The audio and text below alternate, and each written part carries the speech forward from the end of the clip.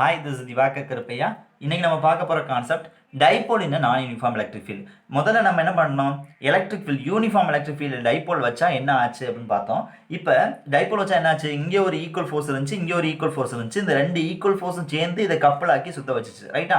இதுவே நான் uniform electric ஃபீல்டாக இருந்துச்சுன்னா என்ன நடக்கும் அப்படிங்கிறத இப்போ பார்க்க போகிறோம். In a non-uniform electric field, the plus q and minus q charges of a dipole experience a different force not equal and opposite.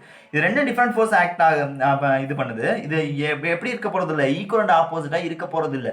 At slightly different position in the field, and hence net force F acting on the dipole in a non-uniform field. அப்போ கண்டிப்பாக என்னது, net force ஒன்று இருக்குது. அங்கே net force 0 வந்துச்சு, இங்கே என்ன இருக்குது, நெட் ஃபோர்ஸ் இருக்குது. Also the net force act on the dipole which depending on the location of the dipole. அந்த நெட் ஃபோர்ஸ் ஆக்ட் ஆகுறது எப்படி இருக்கும், அது எந்த லொக்கேஷனில் இருக்குது அப்படிங்கிறத பொறுத்து. இப்போ இது நான் யூனிஃபார்ம் எலக்ட்ரிக் ஃபீல்டு, இது இங்கே ஒன்று இருக்குது, இங்கே சின்னமாக இருக்குது, இங்கே பெருசாக இருக்குது, இங்கே சின்னமாக இருக்குது, இது மாதிரி தான் இதான் நான் யூனிஃபார்ம் எலக்ட்ரிக் ஃபீல்டு. இதுக்குள்ள தூக்கி நான் ஒரு டைபோலை போடுற லொக்கேஷனை பொறுத்து. இப்படி போட்டேன்னா இது ஒரு மாதிரி எக்ஸிபிட் பண்ணும், ஆன்டி பேரலாவோ பேரலாவோ வச்சேன்னா அது ஒரு மாதிரி எக்ஸ்பிளைட் பண்ணும். இன்கேஸ் நான் மேக் அன் ஆங்கிள் தீட்டா அப்படின்னு வச்சேன்னா இது என்ன நடக்க போகுது, ஒரு கண்டிப்பாக ஒரு டைபோல் மொமெண்டத்தையும் கண்டிப்பாக இது ஒரு டார்க்குள்ள இன்வால்வ் ஆகும். இதில் ஒரு டார்க் இருக்கும். எப்போ நான் யூனிஃபார்ம் எலக்ட்ரிக் ஃபீல்டில் ஒரு டைபோலை தூக்கி நான் என்ன பண்ணுறேன், எப்படி ஒரு ஆங்கிள் தீட்டாங்கிற ஆங்கிள் மேக் பண்ணுற மாதிரி டில்ட் பண்ணி வச்சேன்னா என்ன ஆகும், அங்கே டார்க் வந்து ப்ரொடியூஸ் ஆகும். டார்க் ப்ரொடியூஸ் ஆகாமல் இருக்க போகிறது இல்லை, கண்டிப்பாக there is a existence of torque, ரைட்டா? இப்போ நெக்ஸ்ட் நம்ம என்ன பார்க்க போகிறோம்னா, இது ஏன்னா லொக்கேஷனை பொறுத்து அப்படின்னு சொல்லிட்டேன். ஒருவேளை நான் என்ன பண்ணுறேன், இந்த டைபோலை பேரலாக வச்சுருக்கேன், ரைட்டா? பேரலல் கேஸ் இந்த சைடு, அதாவது இது நெகட்டிவ் இது பாசிட்டிவ், ஆன்டி பேரலல் சைடு இந்த கேஸ், ரைட்டா? அப்போ என்ன நடக்கும் அப்படிங்கிறத பார்க்க போகிறேன்.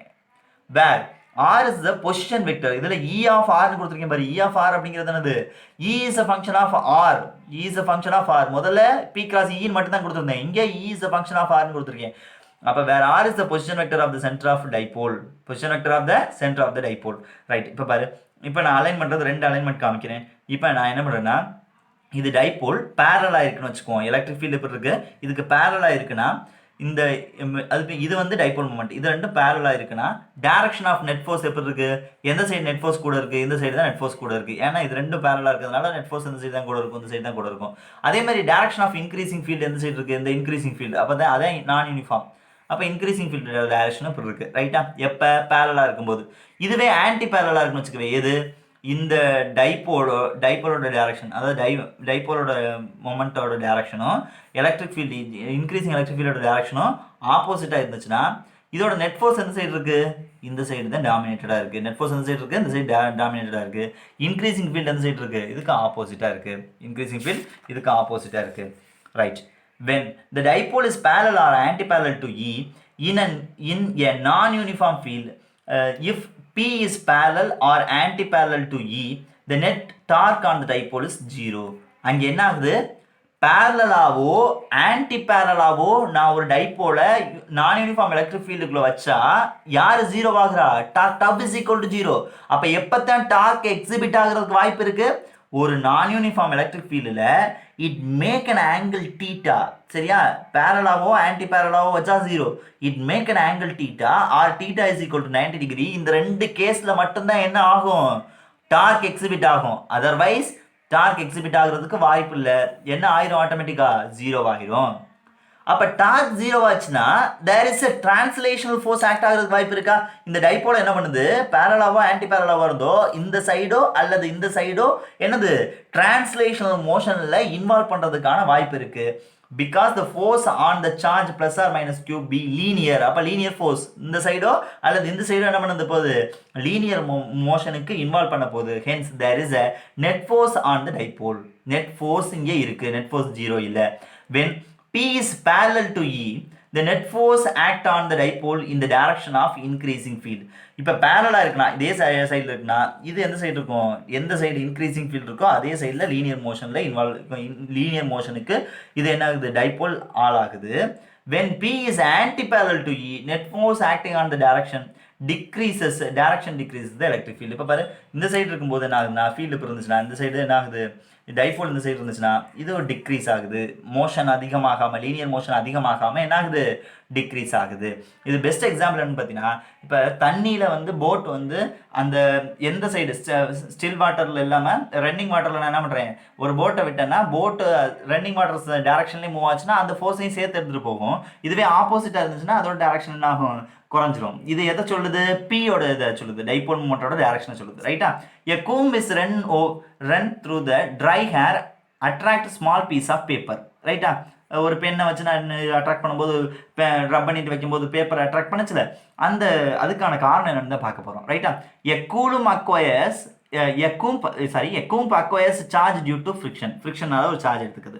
When the charge of the comb is brought closer to the uncharged piece of paper, இந்த சார்ஜ் ஆன பொருளை நான் uncharged piece of paper கொண்டு போனேன்னா இங்கே ஒரு டேர்ம், நியூ டேர்ம் ஒன்று சொல்கிறேன் பாரு, போலரைஸ். சரியா? போலரைசஸ். எதை போலரைசஸ் பண்ணுது? It polarises the piece of paper. போலரைசஸ்னா என்ன தெரியுமா? Induce net dipole in the direction of the field. இது சார்ஜ் ஆகிருக்குன்னா என்ன அர்த்தம், இதில் ஒரு ஃபீல்டு இருக்குன்னு அர்த்தம்.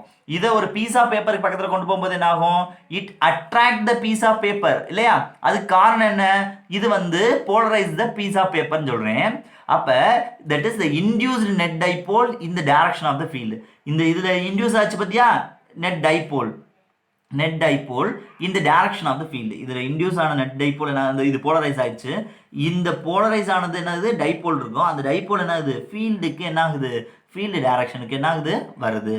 But the electric field due to the comb on the piece of paper, electric field due to the comb on the piece of paper is not uniform. Right? Is not uniform அப்படின்னா இங்கே if the exerted force in the direction of increasing field, that the piece of paper get attracted towards the comb நோக்கி என்ன ஆகுது, piece of paper attract ஆகுது. இப்போ physical significance of electric dipole have a common occurrence in nature. சரியா? a molecule consisting of a positive and negative ions இருந்துச்சுன்னா அங்கே electric dipole இருக்கும். Moreover, the complicated array of charge can be described and analyzed in terms of electric dipole. எது ஒரு காம்ப்ளெக்ஸாக இருக்கோ அதை நான் என்ன பண்ணலாம், சார்ஜை எதை வச்சு டிஸ்கிரைப் பண்ணலாம், எலக்ட்ரிக் டைபோலை வச்சு டிஸ்கிரைப் பண்ணலாம். The concept of electric dipole is used எப்போ, in the study of the effect of electric field on an insulator. Electric dipole எப்போ யூஸ் பண்ணுவேன், study of effect of electric field, ஒரு electric field வந்து ஃபீல்டோட effect ஒரு இன்சுலேட்டரில் எப்படி இருக்குங்கிறத பார்க்கறதுக்கும், and in the study of radiation of energy in the form of radiation of energy from an antenna, ஒரு ஆண்டனாவிலிருந்து எவ்வளவு எனர்ஜி ரேடியேட் ஆகுது அப்படிங்கிறத பார்க்கறதுக்கும் நான் எதை யூஸ் பண்ணுறேன், இந்த எலக்ட்ரிக் டைபோல் அப்படிங்கிற கான்செப்டை யூஸ் பண்ணுறேன். Okay, thank you.